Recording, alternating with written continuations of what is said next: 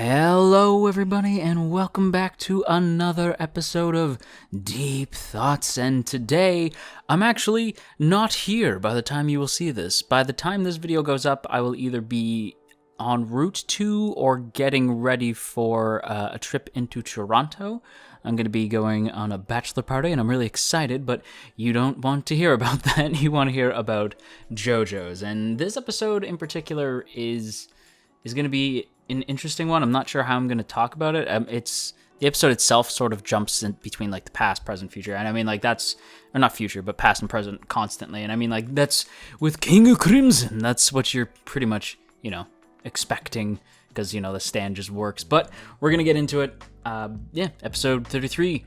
JoJo's Golden Wind. His name is Diavolo. Forever. Sorry, if you know the reference to that, good for you. But anyway, let's get into it. So the episode begins, and Doppio is right away in top sleuth mode. I was actually really impressed by just how quickly he was like, no, allow me to assist. Because the Doppio I know from what I've seen thus far in the anime, he's much more of like a clumsy character, sort of stumbling into things. But here, it's sort of impressed upon us that no, Doppio is actually quite clever when he wants to be, because within him lies the boss, lies Diavolo, as we hear in the episode. But yeah, like we know that the boss is within Doppio, so I guess it makes sense that he was able to like kind of quickly sleuth out what was going on with Bucciarati without it seeming like out of character. Like I still bought that, like, yeah, that's something Doppio would be able to do. Like again, he is meant to be this, or at least I always assumed that he was meant to be this sort of like bumbling character who housed the boss within. But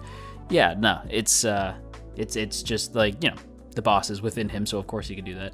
And I do consider, I know they're the same person, but to me, because the two personalities are in such stark contrast to each other and the way that the two personalities play off each other, I do consider them to be two separate people, same body, two different people. So yeah, if anyone's going to comment that, I'm already ahead of you. Likewise, Bucciarati in this whole episode just kind of breaks my heart. Like the man starts going blind, and then and then he wasn't blind for like or not so much that he's not blind, but he is like he can no longer see.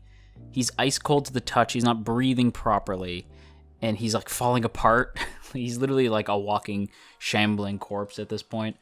But it's Bucciarati this whole episode, like I said, just sort of breaks my heart, because again, the man's going blind, but he's on that like Hyakimaru blindness, or like I guess like Neo from the Matrix, if you want another reference. But I feel like Hyakimaru is more pertinent, because yeah, the man might be blind, but he could still see like the shapes of souls, which is very Hyakimaru from Dororo.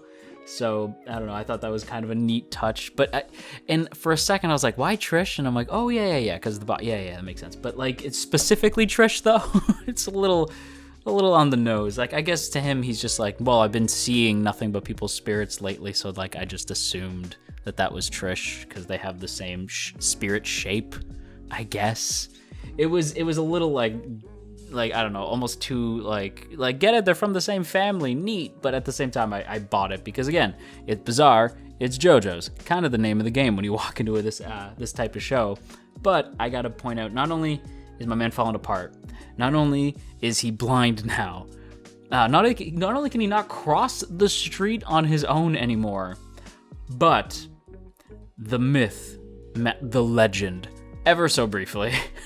But Bucciarati very briefly meets Polnareff, and Polnareff is where the height of hype of the episode comes from, and this is where I'm going to lose a couple people, where I'm kind of disappointed with the episode, because I was so excited to see Polnareff interacting with the other characters, and I mean my Polnareff. Like I wanted to see Polnareff interacting with the other characters, and we don't really get that.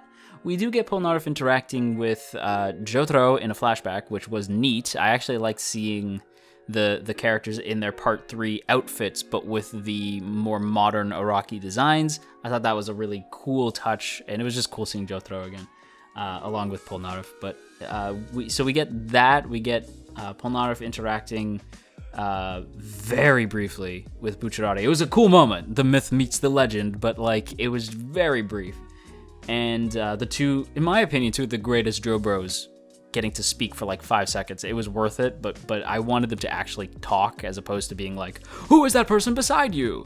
Like trying to figure out what's going on with the boss. And then, of course, the boss, aka Diavolo, crossing paths with Polnareff for the second time. We see it twice in this episode. We see it in the past, we see it in the present.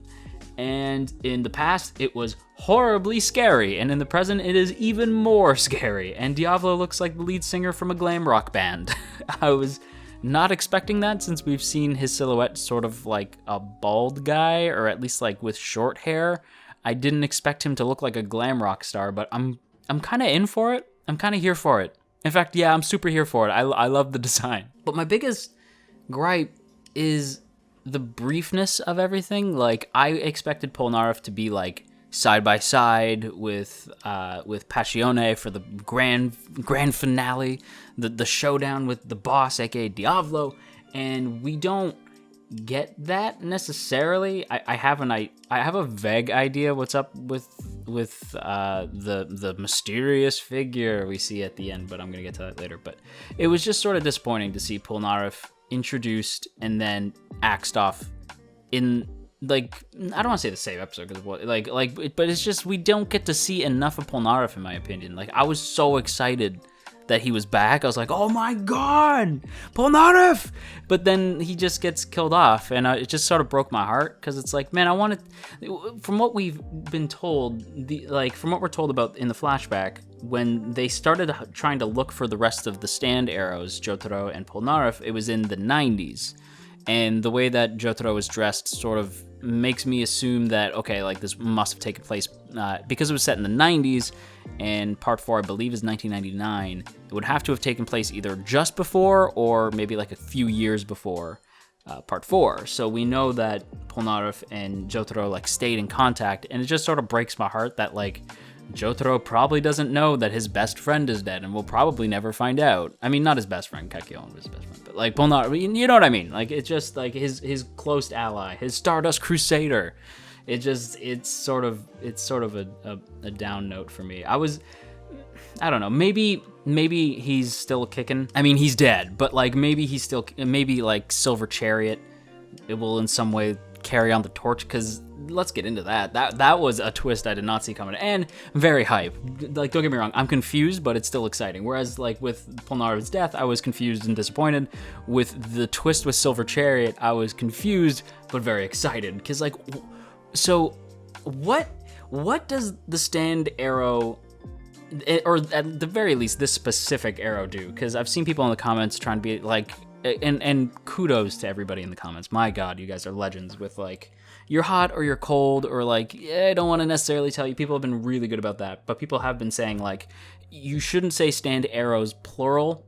So I'm like, okay, so maybe it's just this specific arrow that has like these weird properties, or they each have their own property. I don't know, but I will say this: the stand arrow here, wow, words, does something to Polnareff. Like, it looked like it stabbed him in the eye, or at least Silver Chariot in the eye, and then Silver Chariot like began to morph into like goo. Like, he sort of looked like the T-1000 from T2. Like, he just started like melting into like liquid metal, and then like climbed up the wall, and he was still moving while Polnareff was dying. So does getting stabbed by the stand arrow, like, what does it, does it like separate a stand from its user? I don't think you can do that without killing the user. Is that why Polnareff died? I feel like I'm cold on that. I don't know. I'm trying to. And he turned into something else. Like, Silver Chariot does not look like Silver Chariot anymore. He looks like a combination. Like, he looks like if you squished Polnareff and Silver Chariot into like a single thing. That's what he looks like to me anyway. So I don't know. It's interesting. It's definitely an interesting episode. I'm not like angry about it. I'm a little angry. I guess I'm not mad. I'm just disappointed. I'm just a little disappointed. I wanted more from Polnareff. It sort of blows my mind. I mean, again, they have to establish that Diavolo is super scary, and believe me, that standoff was super scary. But it just sort of, it's not what I wanted. You know what I mean? But at the same time, a good writer doesn't just give the fans what they want. It's not about fan service. It's about telling a good story. And I guess when you think about it, it is poignant that that Polnareff dies, and of course that his last thoughts is of like the Crusaders, and I think that's really sweet. But it's just as viewing it as a story on its own, it's a big twist that I didn't see coming. It's shocking, and they do deliver on that death. But as a fan, it's like, but I just wanted Polnareff to hang out with Passione. Like, I just wanted to see Polnareff like make it out of this. It's just not what I wanted. I almost feel like it is a bit of a weird misstep to kill Polnareff, since you hyped him up so much and then he's just gone. But I mean, like, Polnareff lives on in Silver Chariot, I suppose. Yeah, it was a solid episode, just not quite what I wanted. And it doesn't quite, I feel, I don't know. The episode as a whole is good and still really good. It's just not my favorite episode so far, and it's tough for me to say that because every episode has been friggin' phenomenal, like A's. It's sort of weird to have an episode that's not as like hits as hard. Though I will say again, and I need to repeat myself, I am here for a glam rock JoJo villain, and Diablo is it, man. I am here for Diablo, even though he killed my boy.